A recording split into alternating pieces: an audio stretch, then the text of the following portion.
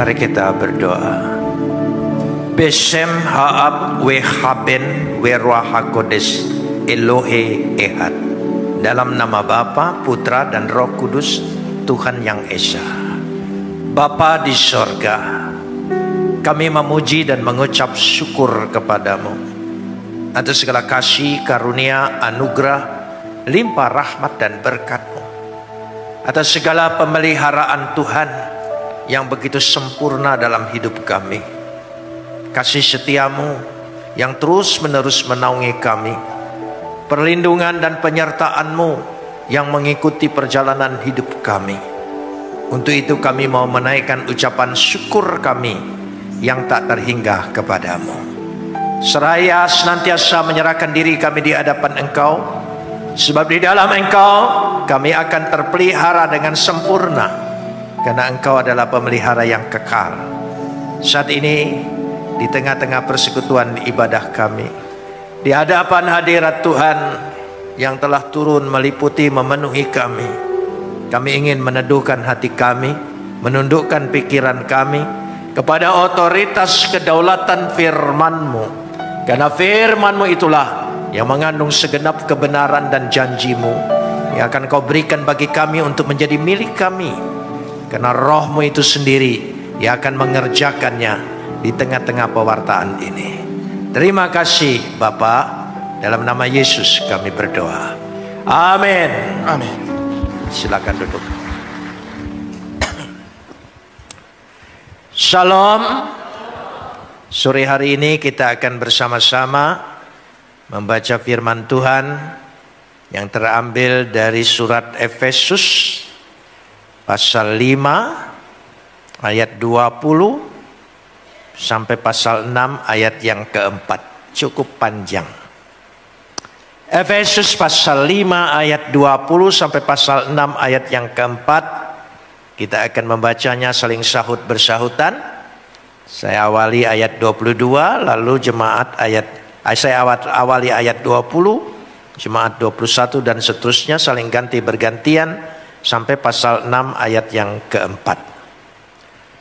Ucaplah syukur senantiasa atas segala sesuatu dalam nama Tuhan kita Yesus Kristus kepada Bapa, Tuhan Bapa kita. Ayat 21.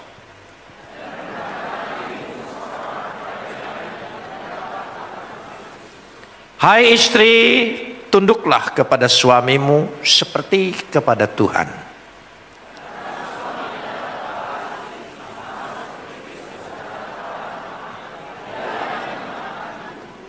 Karena itu sebagaimana jemaat tunduk kepada Kristus, demikian juga istri kepada suami dalam segala sesuatu.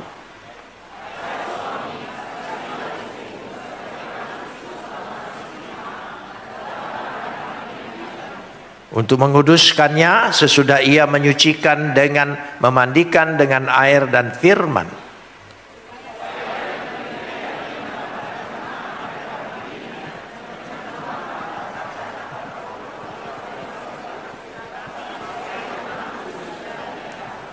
Demikian juga suami harus mengasihi istrinya sama seperti tubuhnya sendiri.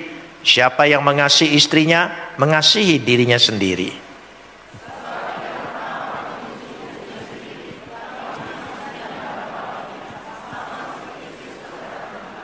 Karena itu kita adalah anggota tubuhnya.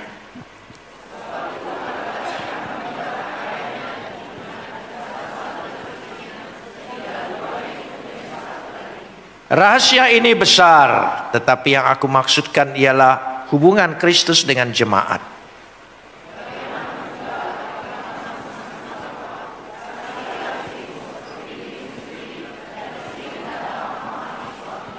Hai anak-anak, taatilah orang tuamu di dalam Tuhan, karena haruslah demikian. Ya, ayat 2.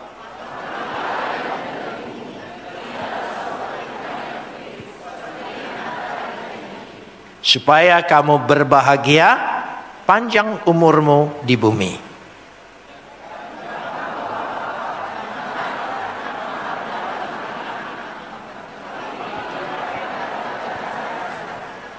Kapot leha Adonai Elohenu kapot lecha. Segala kemuliaan ya Adonai Tuhanku, kemuliaan bagimu. Saudara yang dikasihi Tuhan, kenapa saya mengajak membaca tidak seperti perikop, tapi mengawalinya? Karena sesungguhnya surat Efesus dari awal tidak ada pasal, tidak ada ayat, dan tidak ada judul perikop. Ini hanya sistematika ketika menerjemahkan. Karena itu pesan itu sebagai satu rangkaian surat. Dan yang terpenting dari situ. Karena dalam hubungan suami istri ada istilah kepala. Suami adalah kepala. Dan ada istilah anggota. Saudara, ini bukan hubungan struktural. Ada atasan, ada bawahan. Perlu dipahami, ini adalah hubungan relasi. Kembali lagi saya berbicara tentang relasi. Karenanya di sini dimulai dengan satu kata. Ayat 20 kita lihat bersama-sama. Kita mau mempraktikkan. Ucaplah syukur senantiasa atas segala sesuatu dalam nama Tuhan kita Yesus Kristus kepada Adonai dan Bapa kita. Ucaplah syukur. Saudara sering mengucap syukur karena Tuhan berikan sesuatu yang istimewa. Kesehatan, berkat, ada dapat hadiah yang besar. Saudara mengucap syukur. Tuhan ingatkan ketika bacaan ini kepada saya, ada sesuatu yang kita lupa mengucap syukur terhadap pasangan kita, suami istri. Oleh sebab itu, bukankah memperoleh suami, memperoleh istri adalah hal yang paling istimewa dalam hidup ini? Peristiwa yang sangat istimewa ketika engkau memperoleh seorang suami dan istri.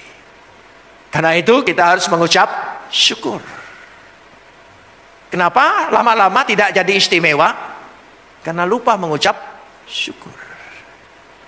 Jadi saya diingatkan Tuhan, kita suami mengucap syukur. Terima kasih Tuhan, Kau kasih perempuan ini buat istriku. Kalau bukan dia, waduh, bahaya hidupku ini, saudara.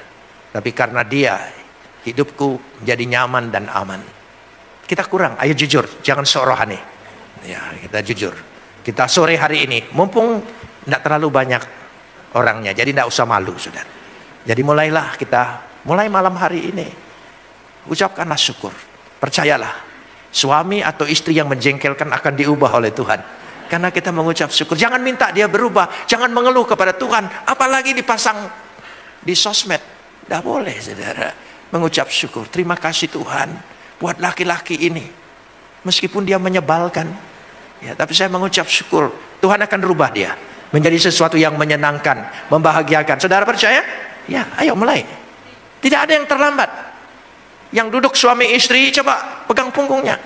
Katakan, terima kasih Tuhan buat pasangan saya ini. Amin, saudara. Ayo, jangan malu-malu. Ya, giliran megang istri orang gak malu-malu, saudara ya. Iya. Istri sendiri kok malu. Orang miliknya. Jadi satu hal yang diingatkan di surat Efesus, kita tidak mengucap syukur senantiasa atas segala sesuatu. Mulai malam hari ini dan seterusnya setiap pagi, coba ucap syukur. Saudara akan merasakan rahasia kebahagiaan yang luar biasa dalam rumah tangga, dalam pernikahan kita. Amin? Ya. Kenapa demikian? Kalau saudara baca kitab Kejadian pasal 2, ketika Tuhan menciptakan manusia, dia ditempatkan di mana? Di Taman Eden. Lalu diciptakanlah pasangannya. Artinya pernikahan yang pertama itu di Taman Eden. Ketika manusia berdosa, dia diusir dari Taman Eden. Saudara, Taman Eden sudah hilang atau masih ada? Ya, bagaimana? Taman Eden sudah hilang atau masih ada? Masih ada di mana? Loh, Taman Eden itu bisa kita ciptakan menjadi ada di dalam perkawinan kita. Amin, saudara. Jadi perkawinan kita itu bisa menciptakan menjadi tempat Taman Eden. Karena saudara tidak percaya perkawinanmu menjadi tempat Taman Eden, makanya dia jadi Taman Edan. Mengucap syukur itu kunci yang pertama. Yang kedua, saya percaya Tuhan akan rubah. Ini nasihat yang sudah menikah 56 tahun loh ya. Yang kira-kira baru separuh jangan nasehatin saya. Ya. Panjang perjalanan itu. Kalau tidak mengucap syukur, aduh, barangkali aku sudah jadi apa gitu saudara. Makanya istilah orang Sumatera, kalau sudah menikah sudah jadi orang, sudah jadi wong katanya. Nah, itu saudara. Kenapa? Coba. Artinya itulah sesungguhnya hidup. Real hidup itu dalam pernikahan. Tapi siapa bilang pernikahan itu bencana, malapetaka, sengsara? Dia bisa jadi Taman Eden. Saudara mau menciptakan Taman Eden?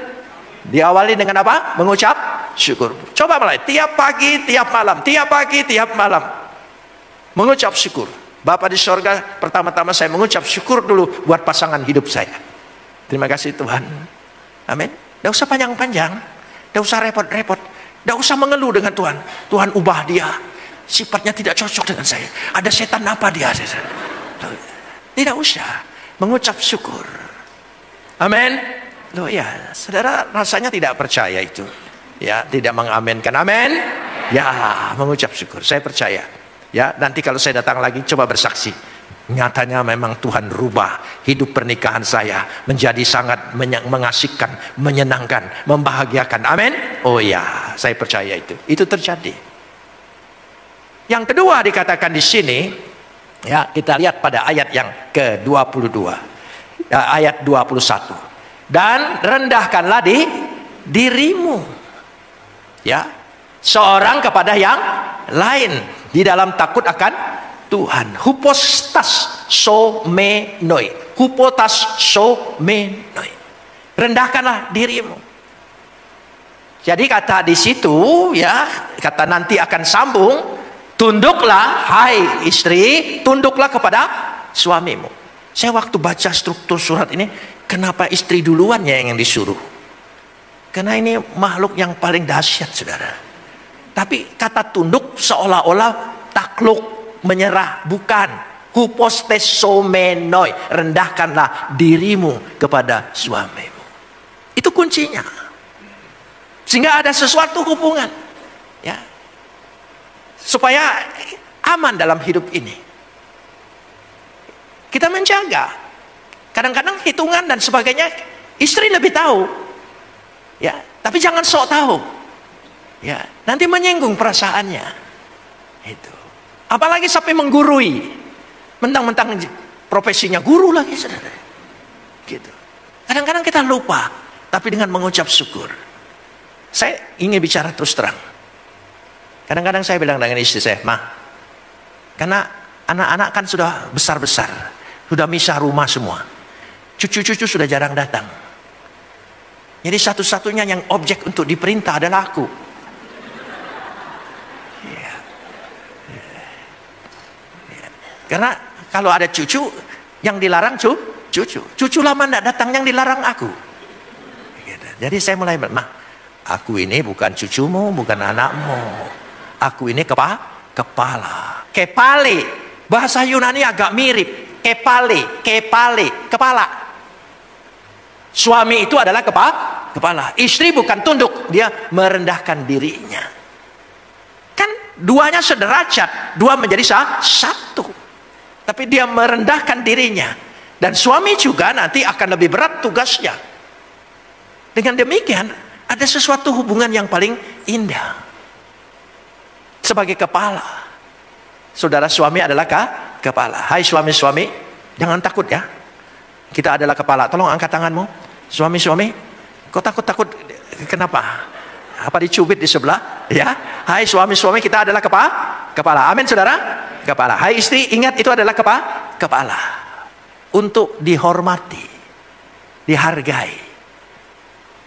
Kalau kepala berarti segala keputusan ada pada suami. Segala keputusan ada pada suami. Kata terakhir sebagai satu keputusan ada pada suami. Apa kata terakhir suami dalam keputusannya? Terserah mama. Balik lagi ke sana, saudara. Jadi itu memang masa peralihan. Ada sesuatu yang dikatakan di sini, sehingga kalau saya melihat kesimpulan dari Efesus pasal 5 ayat 20 sampai bacaan kita tadi, yang ada 4 poin. Yang pertama, cinta. Love. Cinta. Tapi lebih besar dari cinta itu adalah kasih. Karena cinta ada daluarsanya. Cinta ada masanya.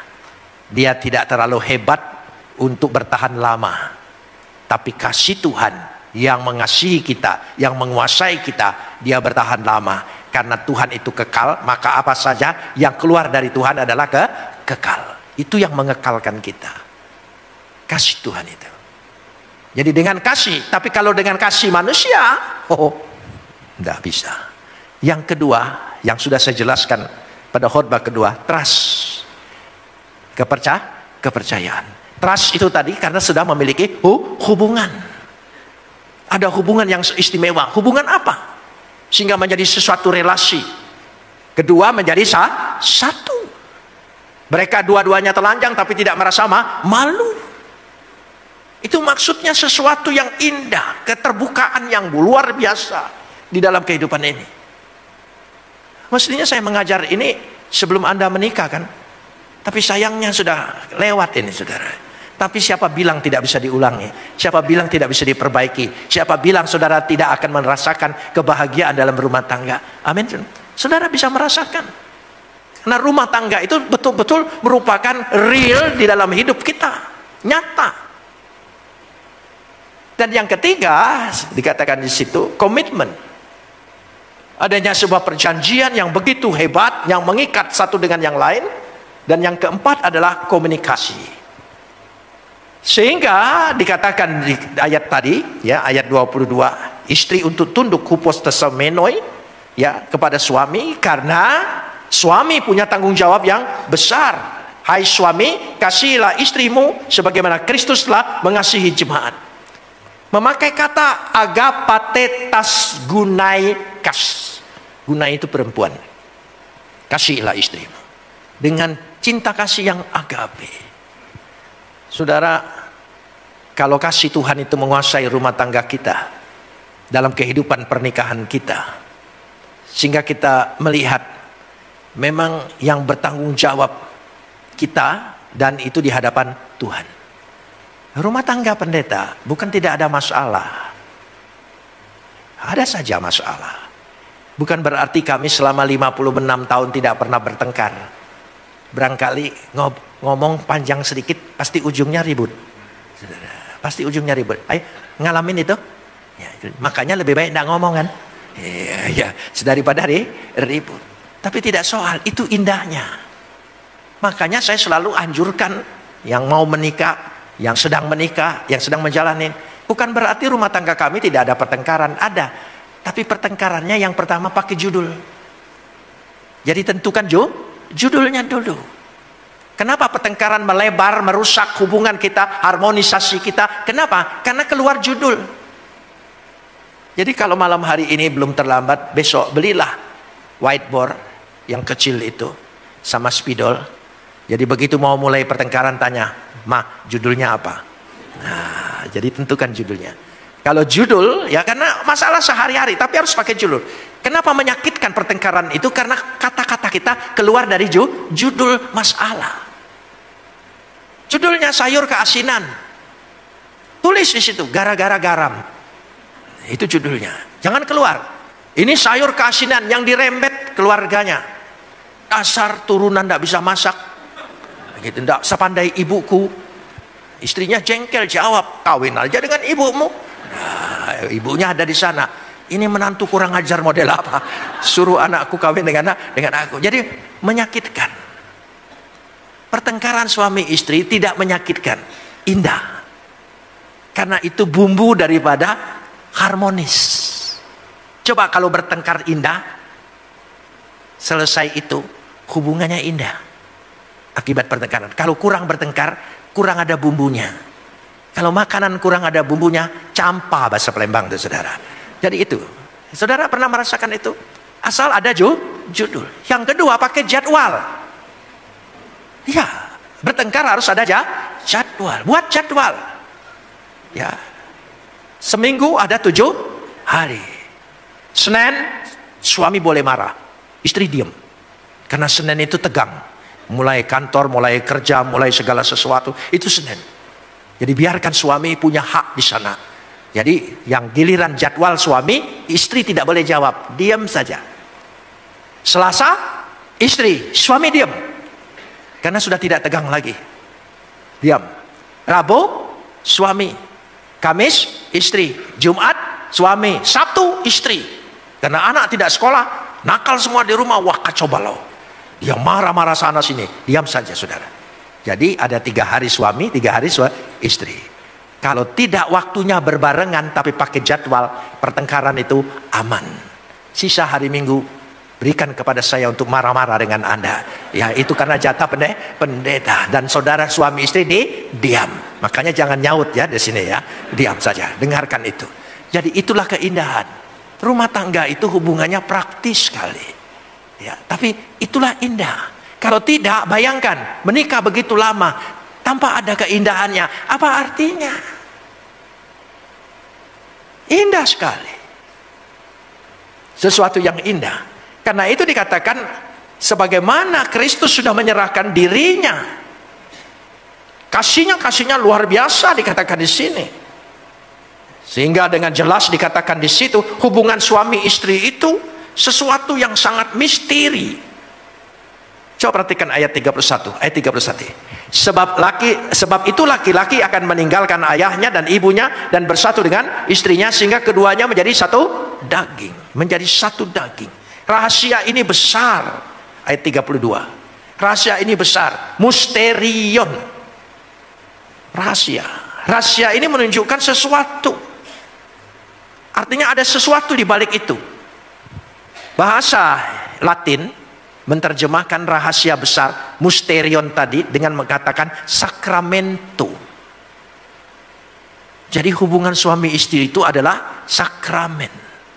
Sehingga dengan demikian di situ ada campur tangan Tuhan, ada kuasa Tuhan, ada tangan ilahi di dalam kehidupan rumah tangga kita. Karena ada tangan ilahi, minta kepada Tuhan. Sehingga dengan demikian sesuatu yang dahsyat bisa terjadi. Itulah indah. Jangan salah. Taman Eden adalah pernikahan kita, rumah tangga kita. Kebahagiaan manusia di dunia ini kita bisa mengecap kebahagiaan yang nanti ada dalam kehidupan pernikahan kita. Katakan amin. Ya. Karena itu saya ulangi kembali malam hari ini mulailah mengucap syukur buat pasangan kita. Katakan amin. Coba pasti saudara ya keluar dari sini saudara akan merasakan sungguh-sungguh terima kasih Tuhan buat pasangan ini. Jangan ingin menuntut Tuhan aku sudah salah pilih. Nggak usah saudara. Nggak ada salah pilih. Orang itu pilihanmu sendiri. Ya sudah bukan zamannya Siti Nurbaya dijodohkan oleh orang. Tapi itu pilihanmu sendiri. Jangan bilang salah pilih. Ya. Tapi satu-satunya Tuhan berikan hikmat kepada saya adalah memulai mengucap syukur. Rendahkanlah hati satu dengan yang lain. 2 kunci ini tidak banyak-banyak menuntut dalam kehidupan kita. Sehingga kita akan merasakan campur tangan ilahi dalam kehidupan suami istri. Rezekimu akan menyusul. Amin. Bahagiamu akan menghiasi hidupmu. Rumah tanggamu sungguh-sungguh menyenangkan. Engkau rasanya kalau berada di luar tidak betah, ingin cepat-cepat pulang. Tapi nyatanya, ayo jujur. Ya, rasanya walaupun sudah kantor tutup masih berputar-putar lain. Ya, karena nanti saja pulangnya, sebab kalau pulang pasti berantem. Itu salah sendiri, tidak saudara. Sesuatu yang menyenangkan. Karena itu ketika suami pulang, pandanglah wajah suami itu. Jangan sampai melengos-melengos saudara. Lihatlah, senyumlah dia. Sebab di dunia ini banyak cobaannya. Umur saya sudah 78. Kalau saya pergi ke mall, yang jaga toko yang muda-muda itu manggil saya Koko. Loh iya, encik-encik sudah panggil Koko. Koko silakan. Aduh rasanya sejuk sekali saudara. Loh iya. Ya itu. Tapi di rumah nggak disapa seperti itu. Sapa. Amin. Iya, biar sudah tua, kakek nenek panggil istrinya yang Oh, yang kata suami kakek itu, yang panggil neneknya, yang cucunya senang sekali. Cucunya hebat ya kakek, romantis sekali. Panggil yang terus dengan nenek. Iya, karena aku nama aslinya lupa. Maklum sudah pikun, saudara ya. Loh, iya. Tapi ada sesuatu yang indah. Itulah hidup. Coba. Alkitab itu mengajarkan tentang rumah tangga dari awal. Lembaga pernikahan itu adalah lembaganya Tuhan. Tuhan yang menginginkan mempersatukan laki-laki dengan perempuan. Jadi ada maksud Tuhan, ada keinginan Tuhan dalam hidup pernikahan kita. Karena itu kita akan merasakan, sebelum kita merasakan kebahagiaan sorga, kebahagiaan rumah tangga kita sudah rasakan. Amin. Saudara menginginkan rumah tanggamu bahagia? Ayo merasakan betul-betul sesuatu yang Tuhan ubah. Itulah kuasa yang terindah. Banyak karunia yang Tuhan berikan. Tapi sore hari ini saya ingin berbicara satu karunia yang paling indah. Aku tidak pernah menyesal Tuhan kasih pasanganku perempuan ini. Dahsyat. Ya, selalu indah. Coba perhatikan. Selalu orang memuji istri saya. Ya, ibu sudah dibotok? Belum. Nggak pakai botok-botok. Cukup dipuji, langsung wajahnya ceria. Gitu. Bahkan saya kadang-kadang menyedihkan. Pergi itu ke Amerika, ketemu ada orang, itu dia bilang, oh itu anaknya ya. Enak, emangnya saya pedofil gitu saudara. Loh iya. Ya itu. Kenapa dia awet muda? Siapa dulu suaminya? Itu. Amin saudara. Iya. Bahagia suami. Istri dipuji orang terus. Ya, enggak apa-apa. Itu sesuatu. Kalau tidak ada yang memuji seperti itu berarti ada masalah. Ada sesuatu di dalam kehidupan pernikahanmu.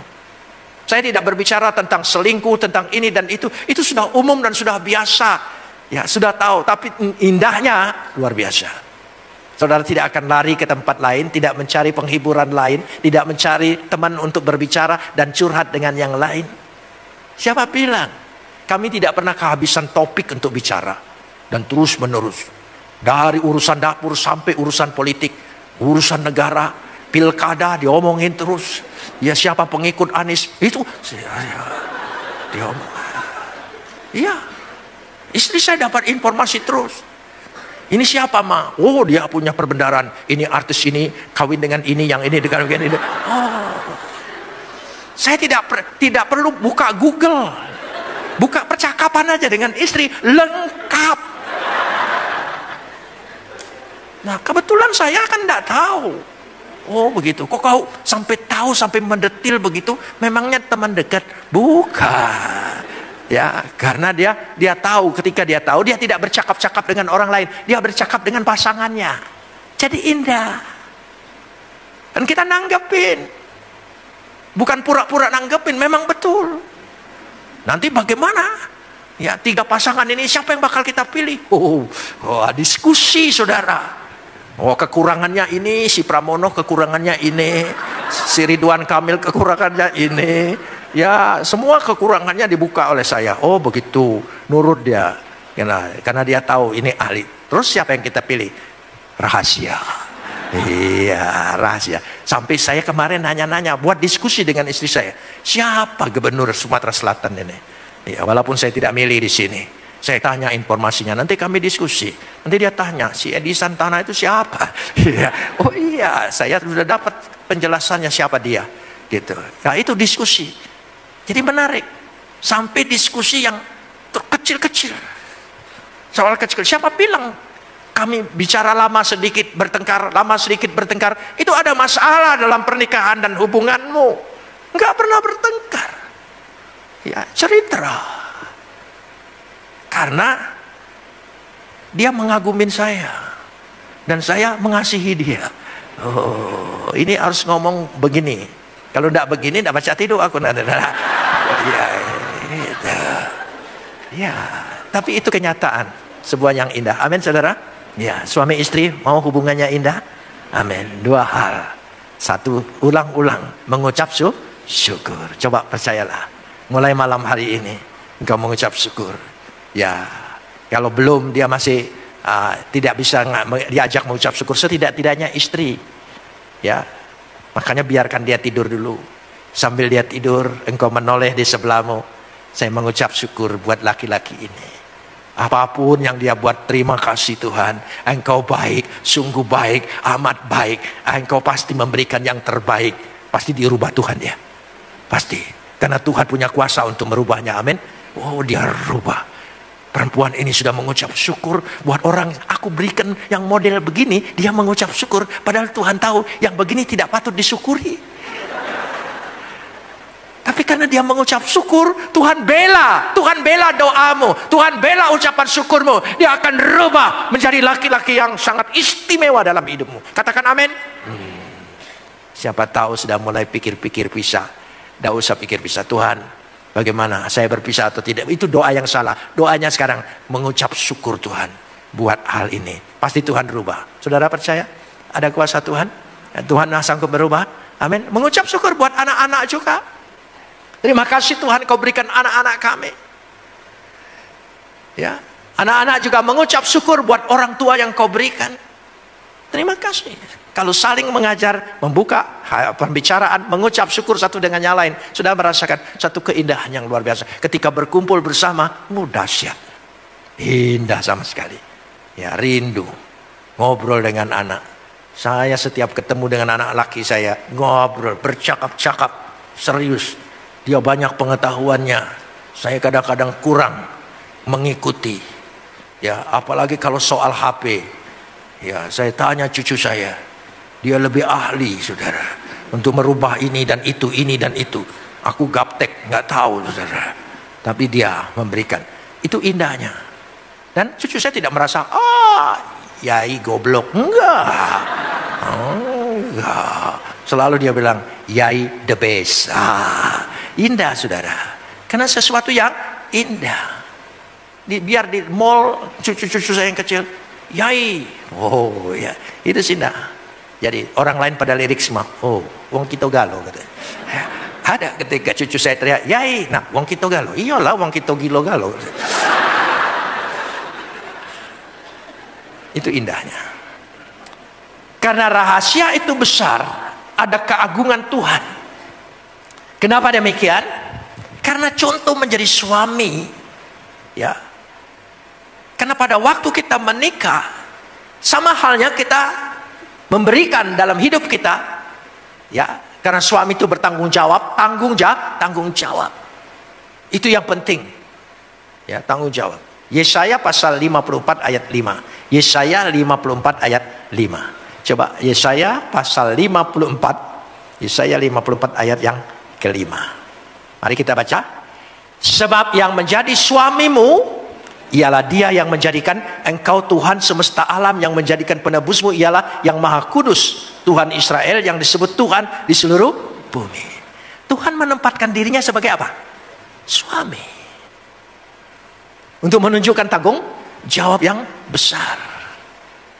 Jadi kalau kita rahasia mengucap syukur tadi yang Tuhan berikan, menjadikan suamimu yang bertanggung jawab kepada Tuhan, sehingga dalam rumah tangga kita, gereja kita, jemaat kita, itu ada Tuhan yang jadi suaminya. Dahsyat sekali. Kalau Tuhan yang menjadi suami, dia melengkapi segala sesuatu, menyempurnakan kita. Jadi untuk menjadi teladan, Tuhan jadi teladan sebagai suami bagi umatnya. Dia penguasa alam semesta, dia hebat, dia dahsyat, dia mengasihi, dia membalut luka kita, dia mengerti. Ketika kita bicara dengan Tuhan, karena itu tidak ada yang patut disesali. Ujung-ujungnya selalu indah yang Tuhan berikan kepada kita. Saya ajak Hosea pasal 2 ayat 18. Hosea pasal 2 ayat yang ke-18. Kitab Hosea pasal 2 ayat yang ke-18. Hosea pasal 2 ayat 18. Ya. Aku akan menjadikan engkau apa? Istriku. Untuk apa? Untuk apa? Tolong, untuk apa? Kalau kira-kira sudah buat sementara, jangan kawin ya. Gitu. Untuk selama-lamanya. Nanti Tuhan akan menjadi suami bagi kita selama-lamanya. Tuhan tidak pernah meninggalkan kita. Tuhan tidak akan menceraikan kita. Tuhan tidak akan lepas tanggung jawab. Tuhan, aku akan menjadikan engkau istriku untuk selama-lamanya. Dan aku akan menjadikan engkau istriku dalam apa?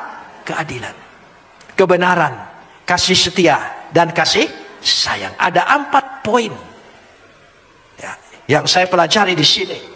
Menjadikan istri dalam keadilan. Jadi keadilan Tuhan ya menjadi sesuatu ikatan. Rasa adil.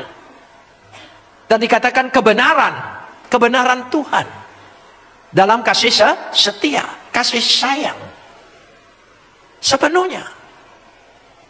Saudara merasakan bahwa Tuhan itu suami kita? Berhak kita minta kepada Tuhan, memohon kepada Dia, mengadu kepada Dia, memohon kepada Dia. Dahsyat. Saya mengalami itu. Saya bicara dengan Tuhan di dalam doa tentunya, memohon kepada Dia. Dia selalu memberikan keadilan dalam kehidupan kita. Sehingga inilah teladan yang Tuhan berikan. Kasih setianya. Ya, saya berbicara kasih setianya.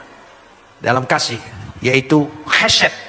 Uve hesed. Dalam kasih setia. Kasih hesed, kasih setia. Coba, hesed. Saya ucapkan, hesed. Kasih setia. Kasih tidak bisa lepas dari kata setia. Setia tidak lepas dari kata kasih. Itu kasih setia. Sehingga dengan demikian kasih setia Tuhanlah yang menjadikan kita dalam kehidupan rumah tangga kita. Dan aku akan mencontoh Dia, meniru Dia. Karena Dia sudah memberikan contoh sebagai suami dalam hidupku. Sehingga saudara akan merasakan pembelaan Tuhan. Dia akan membela apa saja. Saya jalanin hidup ini. Ya, saya ingin bicara, ujungnya selalu rencana Tuhan tidak pernah gagal. Sekali lagi, rencana Tuhan tidak pernah gagal. Luar biasa. Kami menikah sebelum bertobat kenal Yesus. Lalu diteguhkan kembali di gereja Metodis setelah kami dibaptis. Dan ternyata Tuhan pelihara. Saya percaya sampai selama-lamanya. Rencana Tuhan tidak pernah gagal. Saya berpikir waktu saya sekolah Alkitab di Batu Malang, di I3. Baru 6 bulan sekolah, sudah ditangkap. Ya. Orang lain 4 tahun bebas. Jadi sarjana teologi. Saya 6 tahun. Ya, di dalam penjara. Saya pikir, ya Tuhan pasti rencananya tidak jadi STH saya. Ternyata saya SDA. Sudah diuji Allah. Hidup itu penuh. Dan ternyata Tuhan berkati. Tuhan peliharakan perjalanan pelayanan saya. Dan tidak pernah gagal. Kemana-mana saja Tuhan tolong. Tuhan berkati. Segala sesuatu. Banyak perjalanan yang Tuhan berikan. Indah-indah. Ternyata memang tidak pernah gagal. Akhirnya dalam mengevaluasi hidup. Karena umur sudah 78 ya. Ya 78 sudah mulai mikir-mikir balik kan. Iya kapan-kapan nih tidur udah bangun lagi gitu ya. Loh iya sebab saya pernah punya permintaan dengan Tuhan. Tuhan saya ingin kau panggil lagi tidur. Supaya gak bangun-bangun lagi gitu ya. Gitu. Jadi saya pesan dengan istri saya. Kalau jamnya sudah lewat tolong dikontrol. Ya siapa tahu saya sudah berangkat. Ketika mengevaluasi hidup, mempersiapkan hidup seperti itu. Ternyata saya melihat dari perjalanan saya lagi kecil sampai hari ini. Tuhan tidak pernah gagal. Setapak demi setapak perjalanan hidup saya. Ada tangan Tuhan. Ada kasih Tuhan. Luar biasa. Itu indahnya di dalam Tuhan. Saya tidak pernah merasa rugi sedikit pun. Sehingga saya merasakan kasih itu. Sehingga dalam rumah tangga diberikan anak-anak, cucu-cucu semuanya. Ya. Indah semua. Karena ada rencana Tuhan yang luar biasa. Hari hidup ini apa artinya kalau rumah tangga kita tidak merasakan bahagia? Apa artinya? Karena bahagia itu dahsyat. Indah sekali. Mulailah malam hari ini kita mau berdoa. Saudara mau berdoa buat rumah tanggamu? Ya, memang doa syafaat yang besar-besar. Tidak usah yang besar-besar ya malam hari ini. Bersyukur buat pasanganmu. Sekali lagi, bersyukur buat pasanganmu. Apapun pasanganmu, Tuhan pasti rubah menjadi baik. Amin. Tuhan rubah menjadi baik. Pasti Tuhan peliharakan. Dahsyat dalam kehidupan. Mari kita berdoa.